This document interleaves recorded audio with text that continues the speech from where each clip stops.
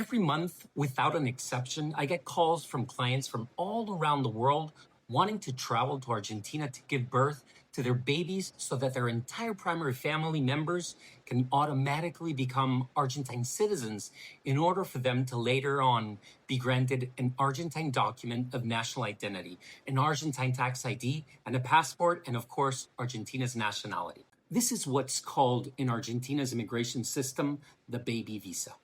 I want to start this video by stating that in case you haven't figured it out, there is almost no chance that a pregnant woman will get a visa stamped and approved at any Argentine or any worldwide consulate after 2 to 4 months of being pregnant. And I have to start by explaining this, as obvious as it may sound, because it's outrageous how many people send me messages stating that they will hire my legal services 1 to 3 months before the baby is due to be born. If you haven't figured this out, please watch this entire video so that I can assist you all in making a better informed and more wise decision if your plans are having a baby in Argentina for immigration purposes. Now, the question here is whether what I just mentioned is actually accurate and correct, that an entire family will be granted Argentina's passport and citizenship with just nothing else than their baby being born in Argentina. And it's the only question that I will respond on this video simply because of the liability involved. But the answer is yes.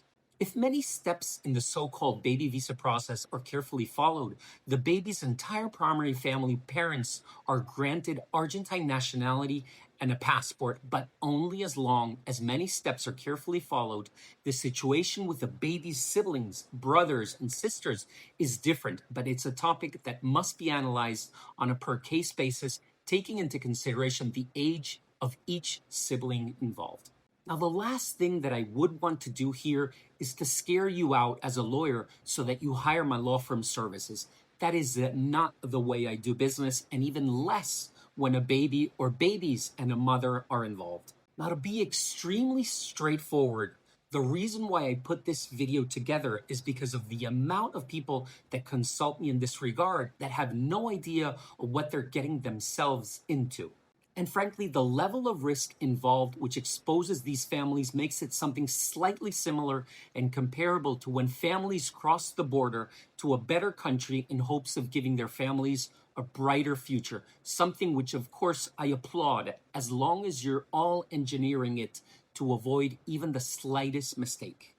After 20 plus years in practice, and now that I'm able to choose the cases that I take, I have to admit, in all honesty, that I prefer to advise more about inheritances or buying farms and real estate as opposed to guiding you with a baby visa. But once you become a parent, you frankly become a parent of all the kids in the world. I have a 14-year-old boy and a 16-year-old girl. And when you're a parent, you become a parent of all the children in the world, or at least I have a moral obligation towards the things that I see happening here with these baby visas. And frankly, by seeing so many families putting their babies in such a delicate situation, when not to say in jeopardy, it's that I decided as a main driver to put this video together. The idea here is simply to share my experience to minimize everyone's pain in this baby visa process and to make your baby's birth experience something as joyful, positive, and memorable as possible, especially when you're planning on having a baby being born so far away from home. I also plan on putting together a video for surrogacy cases in Argentina, but for the moment, if that's your case, feel free to reach out and let's discuss this on a private consultation. So unfortunately, I have to share with you all that I have seen endless cases where the final outcome with baby visas not engineered well end up in nothing but a sad story when not a nightmare. And I definitely would want to assist in avoiding these events from happening over again in the future. During the past 20 years as an international attorney, I've experienced many cases of parents calling me desperately when it usually becomes too late to be of any assistance. Because the parents usually first consult me for free or they don't even consult me, and later on they decide to go on their own path without hiring a law firm's services just to save themselves from paying a small attorney fee. And finally, their journeys usually don't end up as they would have expected. To be subtle in my expression on how things usually end up. These stories are usually nothing but sad stories, And when they call me late, once they are already in trouble, there's really not much that I can do as an attorney. And that's why I decided once and for all to put this video together. Because way better than curing is preventing. And that's what this video is really all about. Since this is an extremely delicate matter, the only thing that I can state on this video is that if this is your case, wanting to give birth to a baby in Argentina, to go after Argentina's passport and nationality, and that's the main driver, you really should engage yourself on a paid consultation with a qualified, experienced, and knowledgeable lawyer in this field through WhatsApp or Google Meet so that your case can be analyzed in every specific detail. Each of these baby visa cases are all completely different in nature, and that's why it's so imperative that you put yourself in the hands of an attorney who's experienced in this matter. It's extremely important that you put yourself in the hands of an attorney who has dealt with many of these cases so that the final outcome ends up being nothing but positive and good news. If you don't retain an attorney for this specific matter, you will find out that you will encounter obstacles when you show up at the consulate, when you board each flight, the airlines can deny you from boarding, and through possibly the multiple connections involved until you reach Argentina's airport, when you land in Argentina's airport as well, and when you go through customs, and then when you want to use the Argentine hospital system. These are all the places where I have seen that foreign pregnant mothers will have to deal with obstacles if not doing things the right way.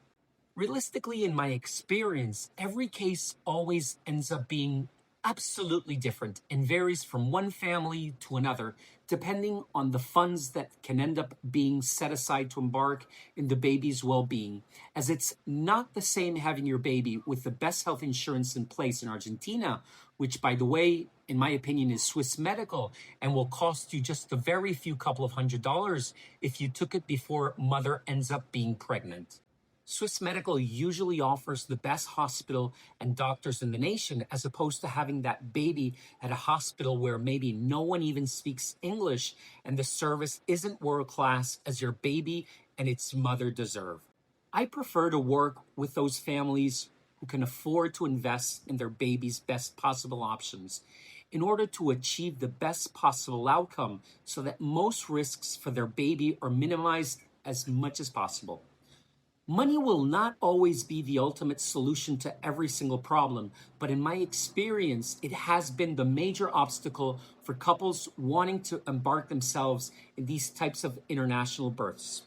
On another note, there are many other factors that aren't less important that need to be mentioned and addressed, such as how many months pregnant that mother is when starting the entire visa process. Even the size of the future mother's belly matters, because if that mother went to an Argentine consulate for a visa interview or to any consulate in the world, because all consulate agents work in a pretty similar way, and the consular agent realized or even had the slightest intuition that the mother has a pronounced size of her belly because of possible pregnancy, they will pretty much stamp a denial for that visa to Argentina.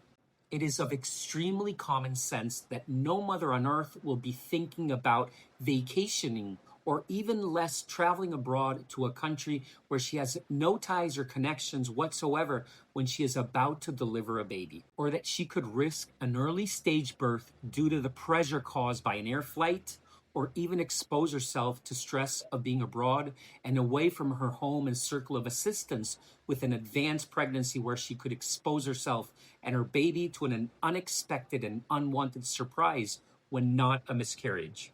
The moment a married couple steps in a consulate, be advised that the absolute first thing that the consular agent is looking for is to understand whether all female applicants applying for a visa are pregnant.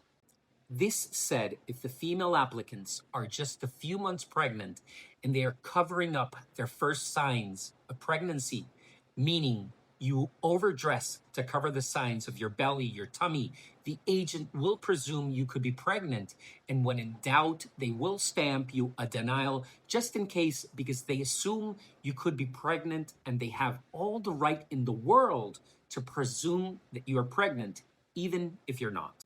This follows the old saying that you never know who's right or wrong, but you certainly do know who rules. In this case, it's the consular agent who has the last word on the mother's traveling decision. Just be careful. For your information, we never accept cases where clients want us to appeal a denial of this nature. Our experience has taught us that the chances of success are close to none. That is why we strongly emphasize to all applicants to engage on a paid consultation so that we can roadmap your case and engineer it simply to make it a successful case. That is, of course, if you're not too late in the race against a visible and notorious pregnancy. I don't need to tell you that if you're planning on getting pregnant to later on go after an Argentine visa, you should be doing it all the way around and basically invert the entire process. What does this mean? First, you get your Argentine visa approved, and later on, once you're physically in Argentina, you could happily get pregnant, being inside the country legally after the mother has enrolled in a paid medical insurance program, such as with Swiss Medical or any other health insurance program that the family can afford. But all this should be done before mother is pregnant, of course. If you want to find out an updated quote of what Swiss Medical would charge the mother for enrolling, please reach out or send an email to swissmedical@lemaris.com. And we will make sure to put you in contact with a Swiss medical broker who speaks English. Every consular agent knows that if a foreign baby is born in Argentina, the law creates an automatic pathway for the entire family to end up obtaining the Argentine passport, and the consulate wants to be told the truth, of course, and not have to find out later on that the applicants are tricking the consular system. That's why if you get caught lying, our law firm does not take denial cases because we know the normal outcome and it's not great news at all. They will usually deny you repeatedly until you give up. So now that all this was said, please let's book a paid consultation to work together. Give your family the attention they deserve by simply booking a lawyer consultation. I look forward to working together.